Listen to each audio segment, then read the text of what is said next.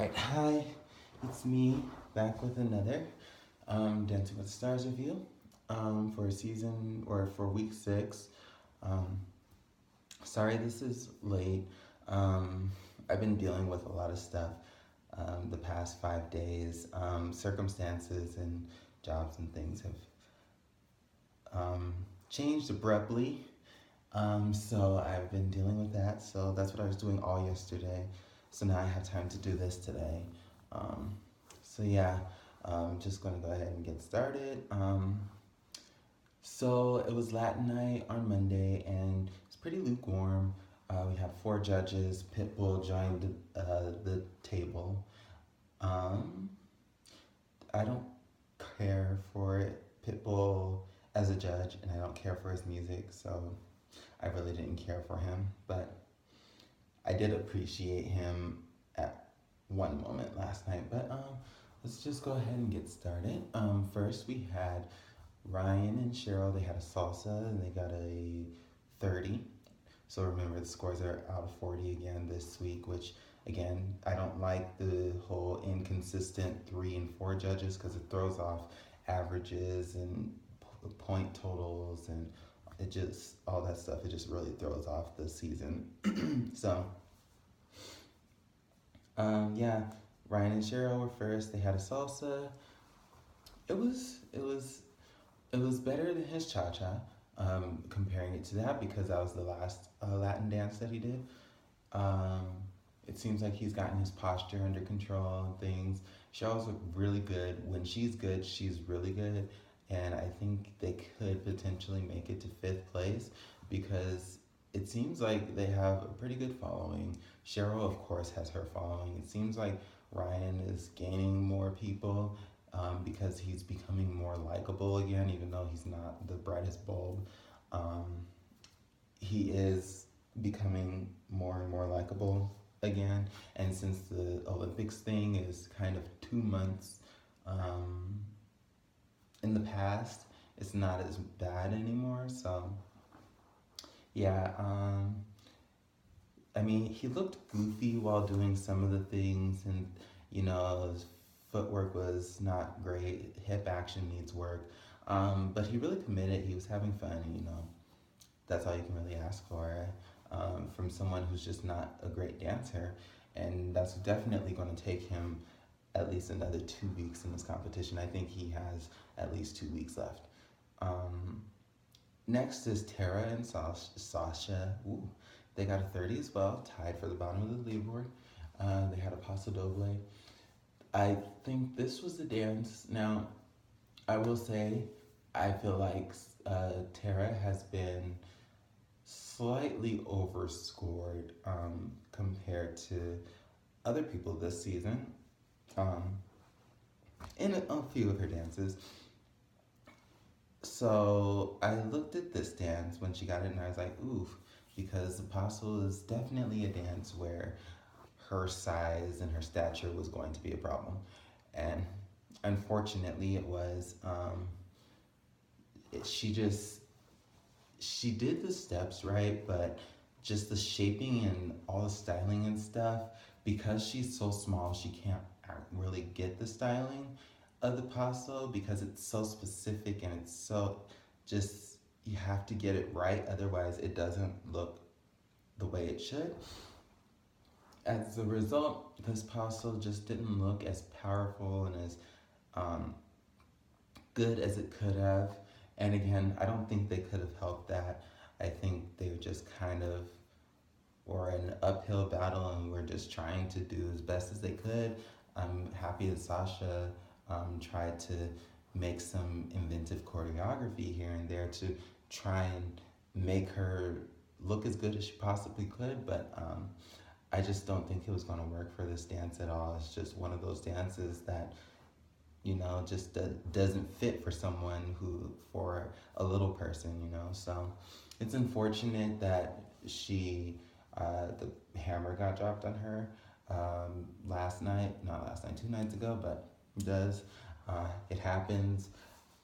She might be going home next week because I'm not sure about her fan base. It hasn't been tested yet because she's been getting fairly good scores and has had a bunch of weaker dancers underneath her now that, or weaker fan bases now that all the people with weaker fan bases and weaker dancers are gone. She's next on the chopping block now because she's at the bottom of the leaderboard. Unfortunate, but it happens. Next was Amber and Max. They had a cha-cha. They got a 28. You know, this dance wasn't great, but it wasn't bad. Again, she moves small, very timid, but she had some great leg action going on here and there. I just wish Max had really just tapped into that and really worked on that because, like, she did have potential to be great. I just don't think Max was, while he was kind of good this season, I don't think he was in the mindset to really be someone's partner and coach this season because, unless they were a ringer, because he just kind of let things be. And I know he could have done some better things with Amber because, I mean, yeah, she said she was shy because she was eliminated, but you know, there was just a lot there. And I really felt like there was a lot waiting to come out that just didn't. So unfortunate, but again, things happen. Next was James and Sharna. They had a rumba. They got a 38. Yeah, 38. This dance was good. It was very good. The whole him being the best male dancer on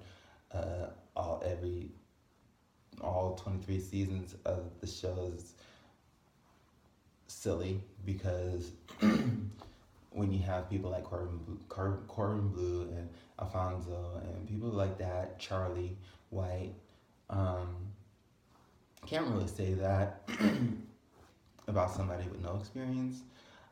However, he is a fast learner and he probably is one of the best male dancers on the show without experience, kind of ranking up there with Gilles Marini during season 8. But yeah, the salsa. Rumba was good. Wasn't much hip action, but what they didn't do in hip action, they did in a lot of other things that he did very, very well. I don't think it deserved 10s the more I think about it. I don't think it deserved 10s, but straight 9s is good. It was a good dance. Next, we had Mary Lou and Derek. They had a cha-cha as well, although the producers gave them a salsa song, so it was very difficult for them to do a cha-cha to it because it called for a salsa. Which was really frustrating to me because had they had a cha-cha with a cha-cha song or had they had a salsa with a salsa song, I think she would have done way better. But seeing as though they kind of had to mix and match the two, I think their dance suffered a bit. It wasn't her worst. It wasn't her best. Her best was that Viennese waltz last week, but it was still very good. Still way better than what she had been doing for the first few weeks of the competition. Again, it's nice to see her let loose, having fun, breathing, really just living in the moment and having fun.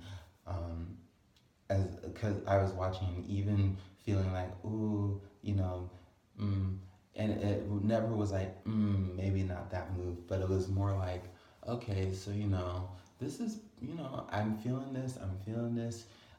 It's not amazing. It's good though, and I got the 34, 2 9s, 2 8s. That's along the lines that I was thinking.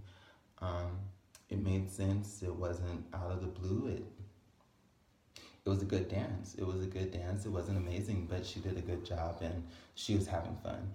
And, again, as long as she keeps on having fun and just breathing and not looking like she's trying, as long as she's doing that and just looking like she's having comfortable, I think they're still on the right path for sure. Just gotta find that one dance that's going to get them, just catapult them. The Viennese waltz started it, but we'll see what's next. Next was Jana and Gleb, I believe they were next, and they had an Argentine tango, and they got a perfect score. Uh, this dance seemed, it was desperate, it was cheap, it was verging on sleazy. Um, it just, they went too much for sexy. And for me, a sexy Argentine tango, I look at Paige and Mark. That was like when I look at it, when I want to see a sexy Argentine tango, that is like number one that you look at. This was just cheap and let's be on the bed and just kind of do stuff on the bed. Now let's do a bunch of dancing that's not that great, but still good, with a lot of tricks that are executed good but not great, and let's do all this stuff. Okay, now let's run over into the shower and get wet as we're sorry, no, not that type of wet. Have water pouring on us as we are dancing again, doing more choreography, and then we're done. It just, it wasn't my cup of tea. Lynn would have tore them a new one. It just, you know, and I normally don't get like this about dances, but when it's just so forced and so just unnatural, I have no choice. So I thought the perfect score was way too high. 36 would have been fine. I think that perfect score was slightly because she was in big trouble this week of going home. Had Amber had a higher score, Jana might have been the one going home, to be honest. Next was Maureen and Artem. They had a samba. They got a 31. It was decent. I think Maureen is on her last legs. I don't think she's going to last much longer in this competition. If Tara doesn't leave next week, I think it's going to be Maureen that leaves. But one of those two is leaving. You know, it wasn't bad, but it wasn't great. She's improving, but she just, you know, honestly, I kind of want her journey just to be over because it's kind of getting hard to watch her packages with Artem at this point. They're just not on the same,